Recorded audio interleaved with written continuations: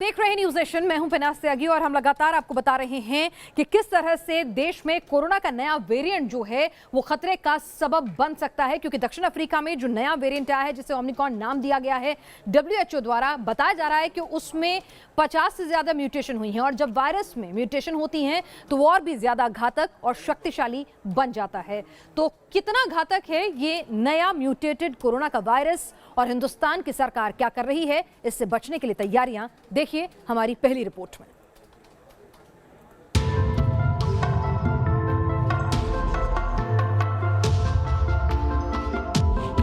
Corona का नया variant दुनिया को दहला रहा है।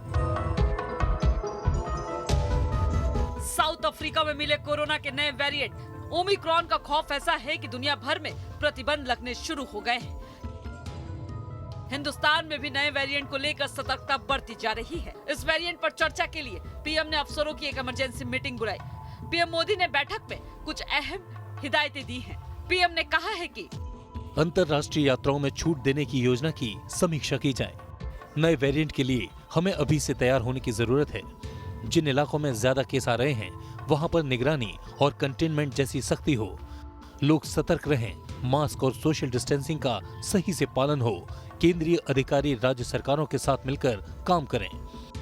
इसके अलावा पीएम ने नए वेरिएंट की पहचान के लिए राज्यों से जिला स्तर पर जागरूकता सुनिश्चित करने के भी निर्देश जारी किया।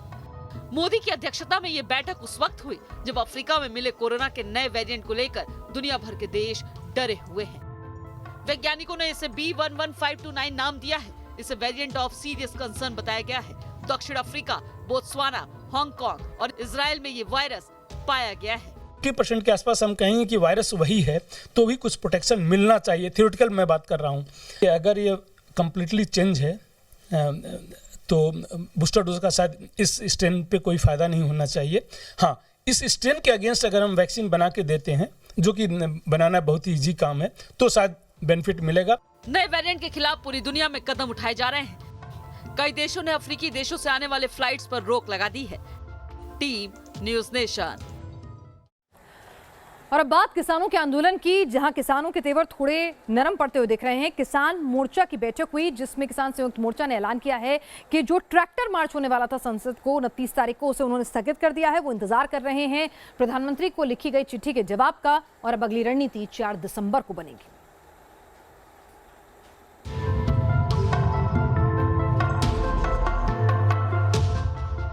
सिंघू बॉर्डर के संयुक्त किसान मोर्चे की इस बैठक पर सबकी निगाहें टिकी थी। किसान सरकार के बीच टकराव बढ़ेगा या फिर किसान नर्म होंगे? इन सवालों के बीच किसान मोर्चे की तरफ से अहम ऐलान किया गया। 29 नवंबर को संसद मार्च स्थगित, लेकिन MSP सहित बाकी मुद्दों पर अड़े हैं किसान। भले ही संसद मार्च नहीं होगा, लेकिन दिल्ली बॉर्डर पर आंदोलन जारी रहेगा। प्रधानमंत्री नरेंद्र मोदी ने 19 नवंबर को तीनों कृषि कानून को वापस लेने का ऐलान किया था।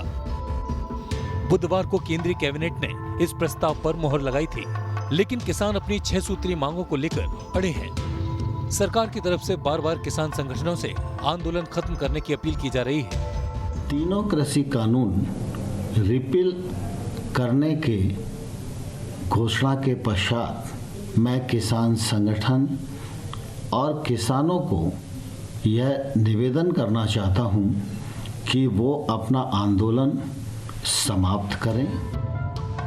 किसान नेताओं का कहना है कि आगे रणनीति तय करने के लिए वो 4 दिसंबर को बैठक करेंगे। तीनों कानूनों के रद्द होने के बाद भी किसान नेताओं के तेवर सख्त हैं। वो जल्द से जल्द अपनी मांगों पर जवाब की मांग कर रहे हैं। 750 जो किसान हमारे शहीद हुए हैं उस पर भारत सरकार ने कोई जवाब नहीं दिया। जो हमारे ऊपर मुकदमे हैं उस पर कोई जवाब नहीं दिया। जो लखीमपुरी खीरी की घटना है उस पर कोई जवाब अभी नहीं दिया। और MSP तो उससे भारत सरकार बचने चाहती है। संसद सत्र की शुरुआत के साथ ही तीनों कृषि कानून के रद्द होने की प्रक्रिया शुरू हो जाएगी। लेकिन किसान आंदोलन का क्या होगा? 4 दिसंबर की बैठक में किसान क्या फैसला लेंगे? क्या बैठक से पहले केंद्र की तरफ से किसानों की मांग को लेकर सकारात्मक जवाब दिया जाएगा? अगर सरकार ने किसानों की मांग नहीं मानी तो क्या होगा? क्या किसान इसी तरह आंदोलन जारी रखेंगे? ये सवाल हैं जिसका जवाब फिलहाल किसी के पास नहीं। Team news nation.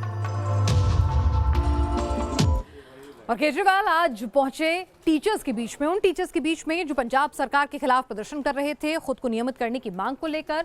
और यहां पर आम आदमी पार्टी को एक अच्छा सियासी मुद्दा नजर आया और उन्होंने लगे हाथ वादा भी कर दिया कि सरकार बनवाएंगे तो पक्की नौकरी इनाम में पाएंगे।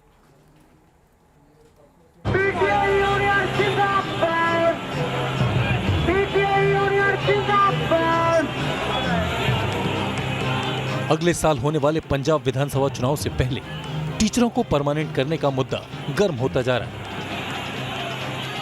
मोहाली में टीचर धरने पर बैठे हैं। टावर पर धरना दे रहे टीचरों की ये तस्वीरें सबका ध्यान खींच रही हैं।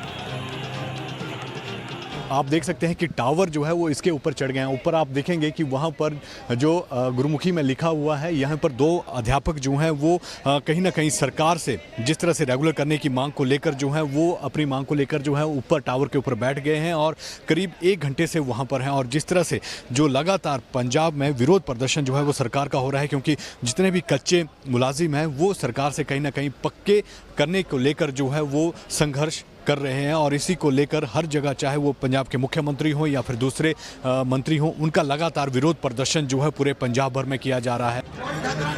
इन टीचर्स का समर्थन करने के लिए दिल्ली के सीएम अरविंद केजरीवाल पहुंचे। वो टीचर्स के साथ धरने पर बैठे, उनकी बात सुनी और धरना दे रहे टीचर्स से बड़ा चुनावी वादा किया।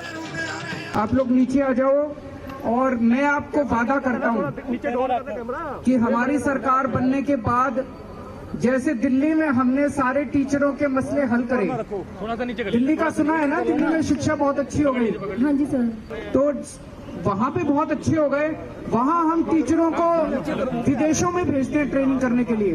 हाँ जी। इंग्लैंड भेजते हैं, स्वीडन भेजते हैं, न्यूजीलैंड भेजते हैं। मेरी हाथ जोड़ के विनती है कि बच्चों नीचे आ जाओ। मैं आपका बड़ा भाई हूँ, बड़े भाई के नाते बोल रहा हूँ। अरविंद केजरीवाल के लिए मिशन पंजाब बेहद अहम है। आने वाले दिनों में वो पंजाब का ताबड़तोड़ दौरा करने वाले हैं। आम आदमी पार्टी अपने अभियानों में राज्य के एजुकेशन सेक्टर में क्रांतिकारी बदलाव का दावा कर रही है। हम पंजाब सुधारने के लिए आए हैं। हमने दिल्ली सुधारी है। आज पंजाब के लोग आम आदमी पार्टी की तरफ क्यों देख रहे हैं? आज पंजाब के लोग आम आदमी पार्टी की तरफ इसलिए नहीं देख रहे कि ये मंत्री बनेगा और ये विधायक बनेगा। आज आम आदमी पार्टी की तरफ इसलिए देख रहे हैं क्योंकि दिल्ली के अंदर अच्छा काम हुआ है। वही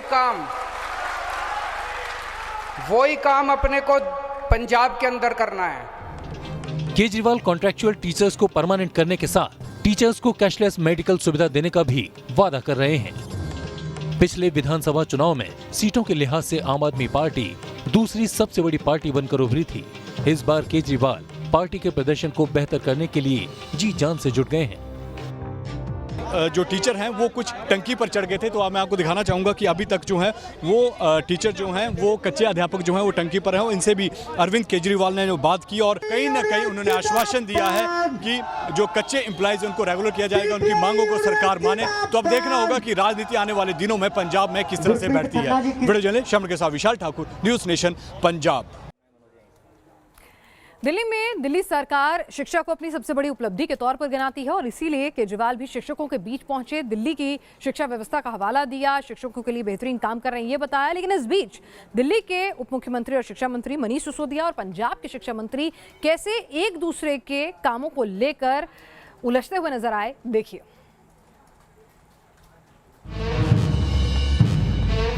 शिक्षा के मुद्दे पर पंजाब की सियासत सरगर्म है। पंजाब और दिल्ली के स्कूलों को लेकर सियासी संग्राम। किसके सरकार, स्कूल बेहतर? वादा करता हूँ कि हमारी सरकार बनने के बाद जैसे दिल्ली में हमने सारे टीचरों के मसले हल करे, वहाँ पे बहुत अच्छे हो गए। वहाँ हम टीचरों को विदेशों में भेजते हैं ट्रेनिंग करने के लिए। मुझे बड़ा दुख है कि यहाँ पे पंजाब सरकार पानी की टंकी पे भेजती है अपने टीचरों को। आम आदमी पार्टी का वार, कांग्रेस का पलटवार। पंजाब में अगले साल होने वाले विधानसभा चुनाव को लेकर सियासी तापमान चढ़ने लगा है। आम आदमी पार्टी और कांग्रेस के बीच सरकारी स्कूल और शिक्षा की क्वालिटी को लेकर जुबानी तकरार तेज हो गई है। सबसे पहले दिल्ली के शिक्षा मंत्री मनीष सिसोदिया ने पंजाब सरकार पर प्रहार किया। पंजाब के शिक्षा मंत्री जी ने कहा है कि उन्होंने देखा है पंजाब के स्कूल, सरकारी स्कूल बहुत शानदार हैं। वो मुझे पंजाब के ऐसे 10 सरकारी स्कूलों में ले जाएं जो उनकी सरकार ने ठीक किए हैं, जो उनकी सरकार ने बदले हैं। मैं उनको दिल्ली के 10 ऐसे सरकारी स्कूलों में लेके जाऊंगा जहां पिछले 5 साल में हमको एक बार सरकार चलाने का मौका मिला, हमने वहां परिवर्तन किए। मनीष सिसोदिया के वार का पंजाब के शिक्षा मंत्री परगट सिंह ने सोशल मीडिया पर जवाब दिया। परगट सिंह ने ट्वीट कर कहा है, मैं दिल्ली के शिक्षा मंत्री की दिल्ली और पंजाब के सरकारी स्कूलों की तुलना के सुझाव को स्वीकार करता हूं। हालांकि हम सिर्फ 10 स्कूल नहीं, दोनों राज्यों के 250 स्कूलों की तुलना करेंगे।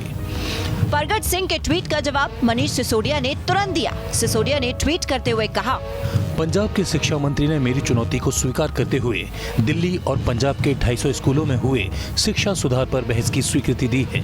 पिछले 5 सालों में पंजाब में जिन स्कूलों की हालत सुधरी है, उनमें से सबसे बेहतर 250 स्कूलों की लिस्ट का मुझे इंतजार है। मैं खुद भी दिल्ली के 250 स्कूलों की लिस्ट सौंपूंगा। फिर हम दोनों एक साथ तय समय और तय तारीख पर इन स्कूलों में चलेंगे। साथ में मीडिया को भी बुला लेंगे ताकि सभी लोग पंजाब और दिल्ली के स्कूलों को दोनों की शिक्षा मॉडल को देखकर अपनी राय बना सकें। दिल्ली सरकार अपने कार्यकाल के दौरान राज्य के सरकारी स्कूलों के हालात सुधारने का दावा करती रही है। मनीष सिसोदिया पंजाब सरकार पर वार कर रहे हैं, लेकिन पंजाब के शिक्षा मंत्री का कहना है कि पंजाब और दिल्ली की तुलना नहीं की जा सकती। दिल्ली ਦੇ ਵਿੱਚ 2600 ਸਕੂਲ ਹੈ, ਉਹਦਾ ਕੰਪੈਰੀਜ਼ਨ ਨਹੀਂ ਹੋ ਸਕਦਾ ਕਿਉਂਕਿ ਉਹ ਇੱਕ केजरीवाल जी ना एक म्यूनसिपैलिटी चला रहे हैं। रियलिटी ये है, दिल्ली के सरकारी स्कूल बेहतर हैं या पंजाब के, इसके बारे में फैसला तो जानकार ही कर सकते हैं। लेकिन पंजाब में शिक्षा का मुद्दा सियासत के केंद्र में आ चुका है। कांग्रेस और आम आदमी पार्टी दोनों बड़े बड़े दावे कर रही है। Team news nation.